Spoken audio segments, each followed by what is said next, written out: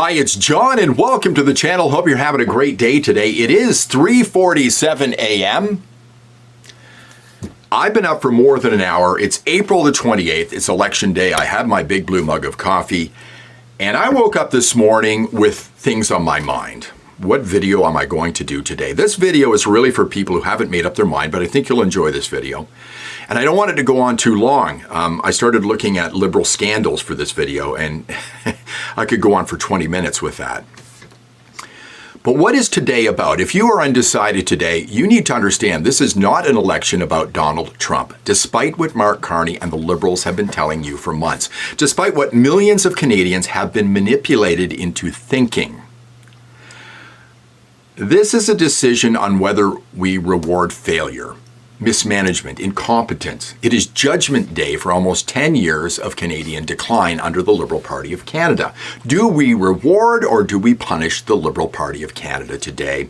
I would suggest it is the latter. You may say this is a different Liberal government. They've got a new leader. You do not make a baseball team of bad players better by changing its manager.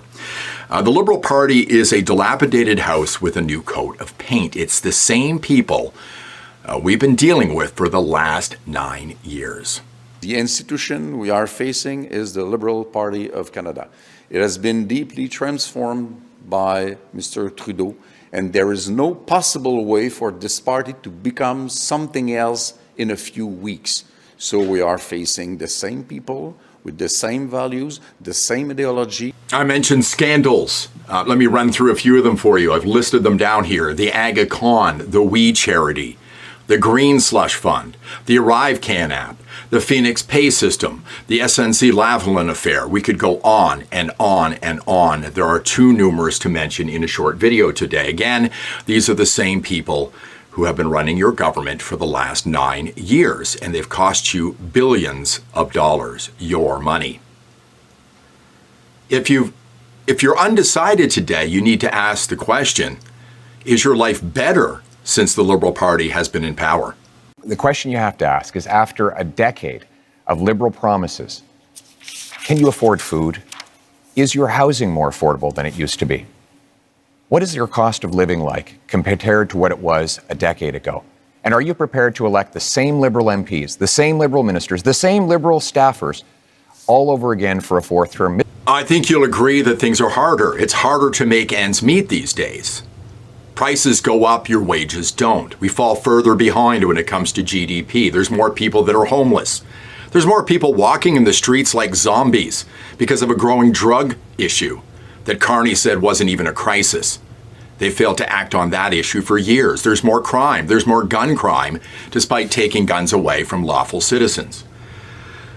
The Liberals have raised carbon taxes for year after year after year after year after year after year, and only axed it after Pierre Poilievre made it an issue because it was costing you more money than it was doing good for the environment. Carney says he won't get rid of Bill C-69, which will make it impossible for us to get our resources out of the ground. Can you make a commitment to Canadians and to Albertans that you will fight to get pipelines built? Yeah. Do you plan to repeal Bill C-69? We do not plan to repeal Bill C-69. It was interesting how it was almost ignored during the campaign, but climate change was hardly brought up at all because you're going to get a lot of climate change with Mark Carney after the election. He is Mr. Net Zero. He is about raising carbon taxes. He's on record saying it year after year. Now, so far, carbon prices have been applied sparingly. They've been set far too low. So we can't meet our ultimate objectives, which is to get to net zero emissions. We can't get there unless we do not just have a cap on emissions, but those emissions are brought effectively to zero. Mark Carney and the Liberals for months have been saying Carney's the only guy who can negotiate with Donald Trump because he'll get respect. And then we find out in his discussion with Donald Trump about a month ago, Donald Trump disrespected our country.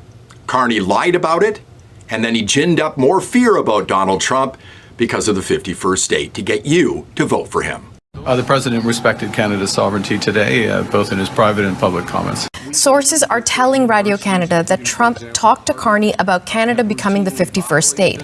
That is something we did not hear from the Prime Minister's office after Trump and Carney spoke on March 28th. The President respected Canada's sovereignty today, both in his private and public comments. It turns out Mark Carney has a big problem when it comes to lying. Paul Martin was balancing the budget between 1995 and 1998.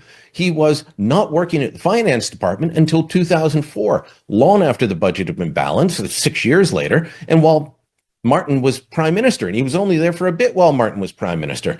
And yet he claimed that. He also claimed to have nothing to do with moving Brookfield Asset Management's headquarters from Toronto to New York City. I mean, other than chairing the board meeting and writing the letter to all shareholders.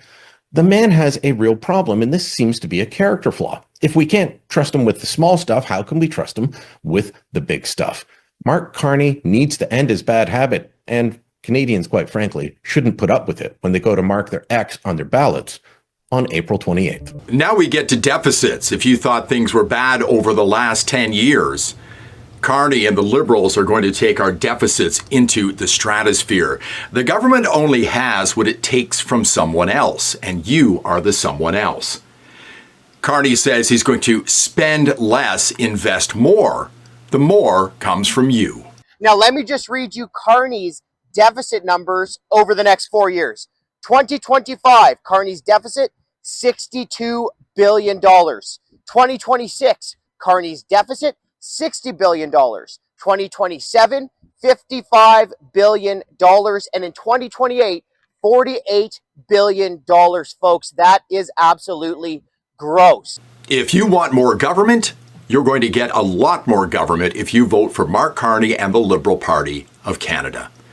They're the reason why we have so many problems right now, because they get in the way, and it's going to cost you dearly. The government says it's going to start building houses. How can the Liberal government under Mark Carney build houses when we can't even get a passport in a timely manner? There's a saying, hard times create strong men create good times create weak men, and weak men create hard times. Justin Trudeau and the Liberal Party, the very same Liberal Party, have created these hard times, and all they've done is replace the guy at the top of the list, and that's Mark Carney, who is a weak man. Hard times create strong men, and that strong man is Pierre Poilievre, and you need to vote for him. Now, for those of you who think you're going to vote for Carney to save our country, here is a sobering thought. For people like me in Alberta and Saskatchewan, this might be the last time we vote in a federal election. This isn't a threat. This is a promise. There will be an independence vote in the province of Alberta within the next year. And it's going to come a lot quicker if the Liberals get elected today. Think about it. Thanks very much for watching. I do appreciate it. If you like the video, please give me a thumbs up, subscribe to the channel, ring the bell for notifications, onward to 26,000, and I'll see you in the next one.